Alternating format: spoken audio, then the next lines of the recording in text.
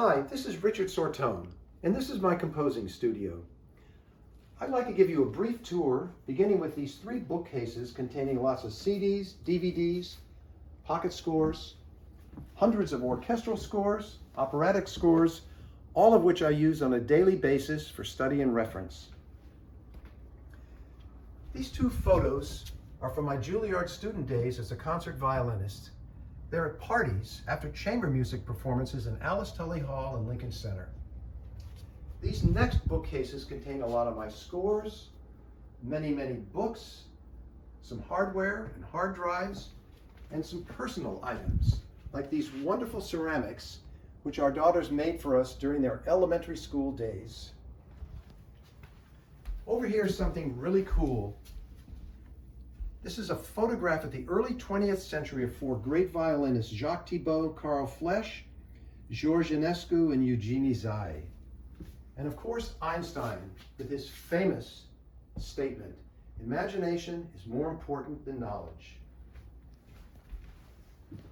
Here are 2 prints, one of which is Stradivarius, and here are 2 posters from my 2004 commission by the New York Philharmonic of Androcles and the Lion in Lincoln Center.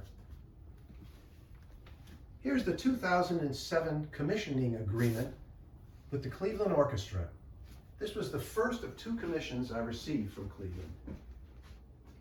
These bookcases are filled with many of my scores, some of which are boxed with parts ready to send out to orchestras and wind symphonies for performances.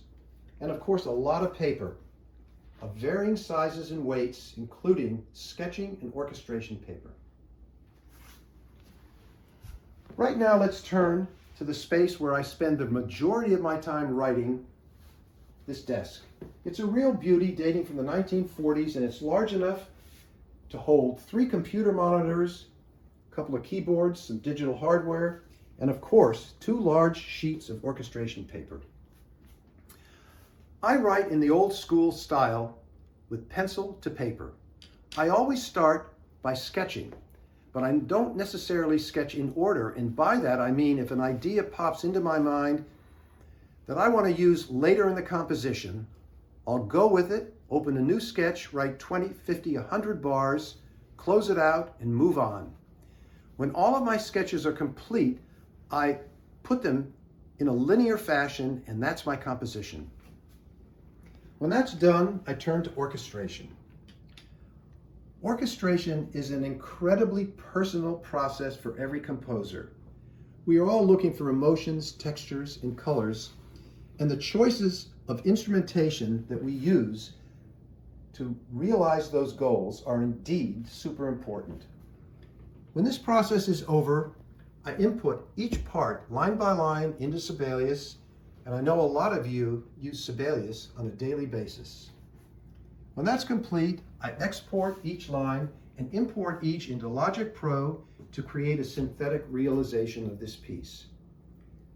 What you are looking at is a large orchestral template I made years ago, in which I assign samples to every instrument in the orchestra, including voices and synthesizers.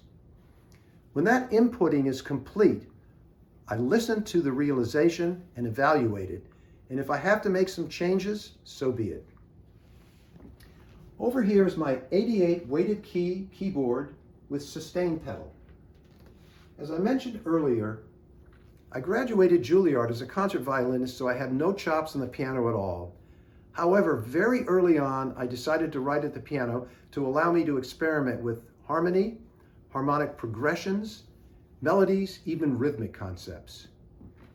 Down here is my Brother printer, which prints, faxes, and scans up to 11 by 17 double-sided color pages so I can print and send my scores when they're completed. This is the central station, which is part of my audio system. It sends digital signal flow to Logic.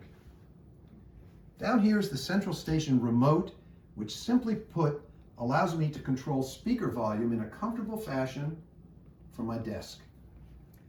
This box is my Apogee Quartet, which is a digital audio hardware software interface controlling recording and playback in Logic. as well as the playback from my computer.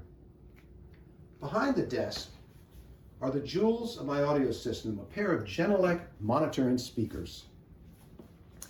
You can find these speakers in the finest professional recording studios across the United States. So this is my composing studio. It's inviting, it's comfortable, allowing inspiration to strike at any time it presents itself. I hope you'll join me next time when I focus more on my actual composing and orchestrating. I'll take a small section from my 2020 premiere of my piano concerto and go to the beginning, show you the ideas that came to me, how I sketched them, how I orchestrated them, and then I'll finish by playing a part, the part that we discussed from the live video recording of the world premiere. Until then, this is Richard Sortomme saying thanks for being with me. I hope you join me next time and have a great day.